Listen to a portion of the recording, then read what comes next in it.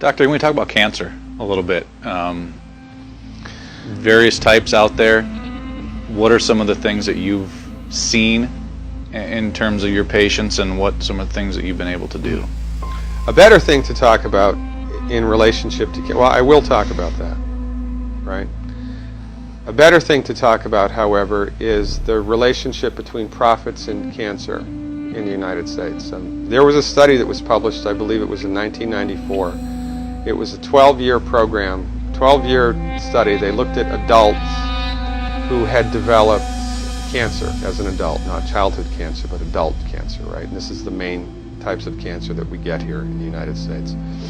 They did a meta-analysis of these people all around the world who developed cancer as adults for 12 years and were treated with chemo. And they looked at the results. And they published the results in the Journal of Clinical Oncology. And the results? 97% of the time, chemotherapy does not work. 97% of the time, it doesn't work. So why is it still used?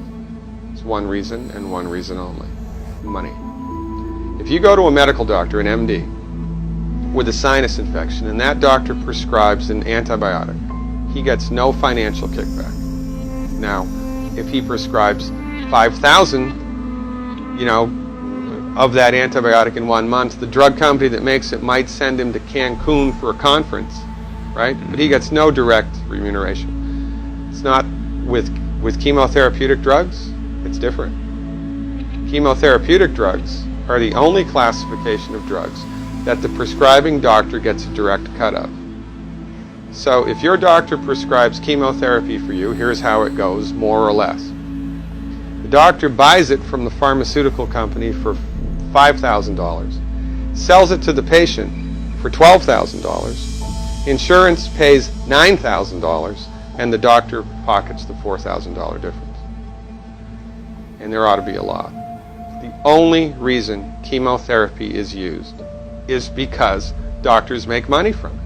Period. It doesn't work 97% of the time. If Ford Motor Company made an automobile that exploded 97% of the time, would they still be in business? No.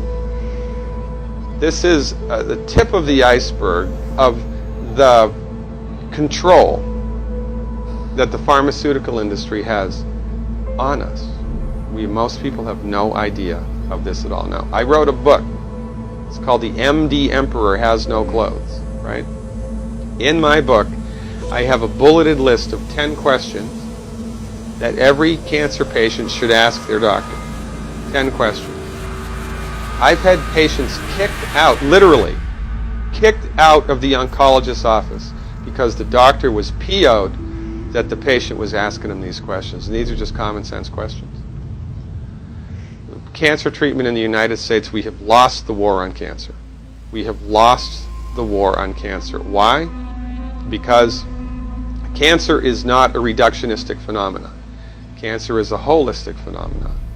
And when you try to bring a reductionistic methodology like drugs and surgery to bear on a holistic phenomenon, you will completely miss the boat each and every time. You cannot do it. Medical doctors are like colorblind art critics. They can see that that's a boat. They can see the black and white outline, but they're completely blind to all of the colors and textures that make up the substance of the thing. It's no difference with cancer. The reason that people get cancer in the United States and the reason that we have completely lousy outcomes is because medical doctors are driving the research bus. When women get together and do a 5K run for breast cancer, all of that money, do you think any of that money goes to nutritional research? Do you think any of that money goes to homeopathic research or acupuncture or traditional Chinese medicine or naturopathic research? No. All of it goes to drugs and surgery, which do not work. Now, why aren't those women running for selenium? If every girl in this country took 200 micrograms of selenium, in one generation we'd eliminate breast cancer by 82%. That's a big number. Why aren't we doing that? Because medicine in the United States is a for-profit industry, and most people are completely unaware of this, And most people bow down to the altar of MD-directed high-tech medicine at their own